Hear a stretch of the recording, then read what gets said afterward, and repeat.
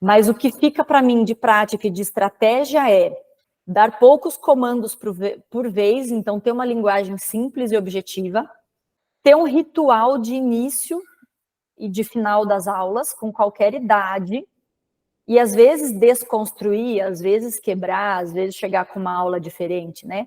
Mas os rituais são muito importantes, para eles entenderem, aqui começou a aula, aqui está desenvolvendo, aqui é o final. Isso ajuda a trazer um pouquinho eles para perto, e trazer um certo foco, né? De tudo que eles têm para se dispersar no mundo, e na internet, e na palma da mão com o celular, né? Ter um ritual de início, meio e fim das aulas ajuda muito a trazer um foco. Falar menos e fazer mais. Às vezes a gente se pega, eu me pego, querendo explicar muito e dar muito conceito, e porque eu sei o quanto é maravilhoso aquilo que a gente vai propor, né? E o que pode acontecer de maravilhoso, e aí às vezes eu me pego querendo falar e filosofar, e trazer a teoria da dança, a história da dança. E lógico que eles não vão prestar atenção, né? Daí eu lembro disso ali na prática, e eu acho que o fazer docente é isso, né? É aprender com a ação e a reflexão constantes. Aí eu percebo, não, Sheila, isso não vai funcionar, né? Vamos para a prática, vamos fazer. Então, falar menos e fazer mais.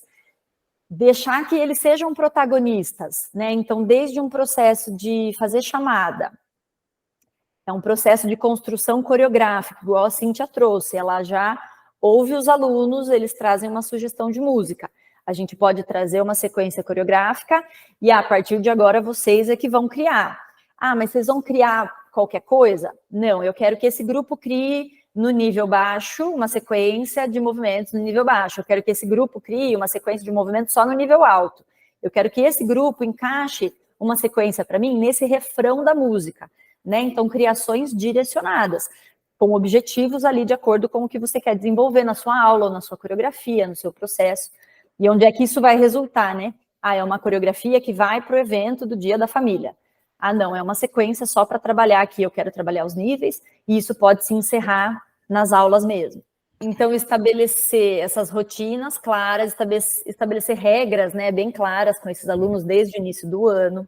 E essas regras podem ir se moldando e vão surgir novas regras ao longo do ano. Mas chegar no início e ter combinados bem claros com eles, né? Pessoal, a nossa chamada vai ser dessa forma. O celular é na mochila. A hora de ir no banheiro é na troca de aula.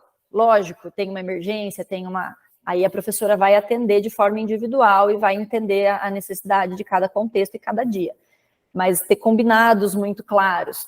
Ter repertório com muitas atividades e com muitas possibilidades diferentes para a gente trocar se for necessário, para a gente adaptar, né, dentro do processo, dentro de uma aula.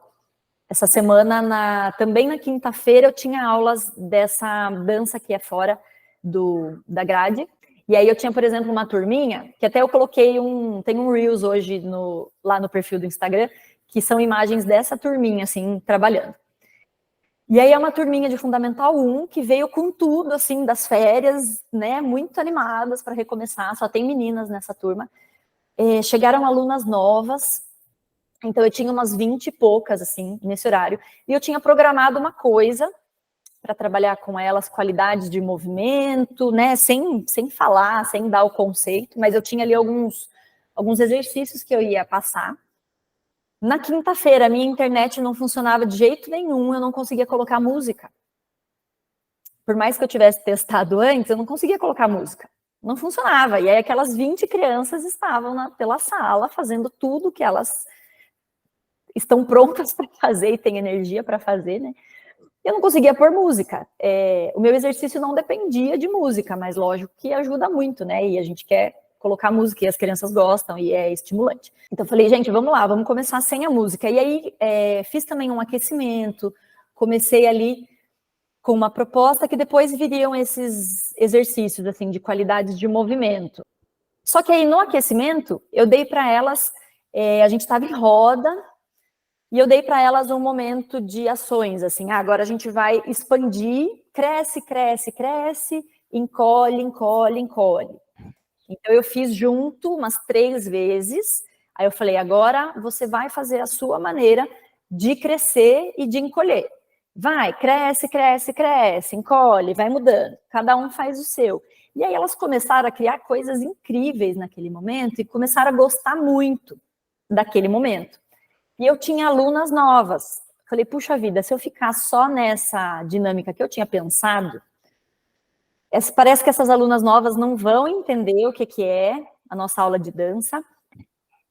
Parece, e aí a gente tem que ter esse feeling na hora da aula, né? De sentir os alunos, sentir o grupo. Falei, puxa, mas parece que não faz sentido aquilo que eu tinha pensado.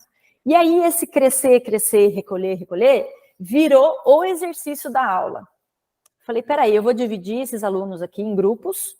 Na verdade, eu deixei que elas se dividissem e fui pontuando só onde precisava de ajuda.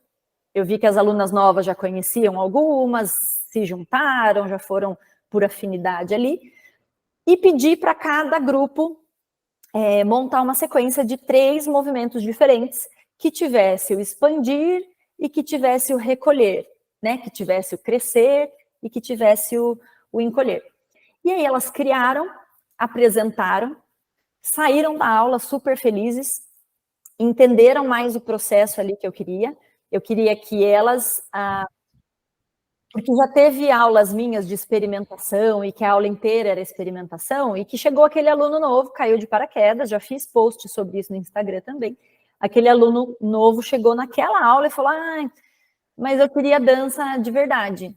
Eu queria copiar o que eu estivesse fazendo. Dança do TikTok. E eu falei, não, peraí, eu não quero que isso aconteça com essas alunas novas que estão chegando aqui hoje. Aí elas criaram, então, nossa, elas fizeram grupinhos, né, assim, mão com mão, em roda, e daí essa roda crescia, essa roda recolhia, essa roda girava, depois uma aluna que é super ginasta fazia uma ponte, e depois ela recolhia de novo. E apresentaram para os grupos. Então, não tinha ninguém ali que não ia falar que elas não estavam fazendo dança de verdade. Só que foram elas que criaram a partir de um comando que eu dei lá no início da aula. Eu senti que aquilo ia fazer mais sentido para aquele grupo naquele momento. Então, a gente estava trabalhando dança, mas não era aquilo que eu tinha programado. Então, quanto mais repertório a gente tem de atividades, de possibilidades, de ações para cada idade, coisas que funcionem para várias idades, mais esse feeling a gente vai ter. E não de improvisar, né?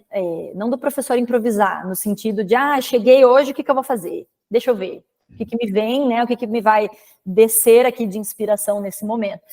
Não nesse sentido, mas da gente ter um planejamento claro e dentro daquilo que está planejado, poder se moldar.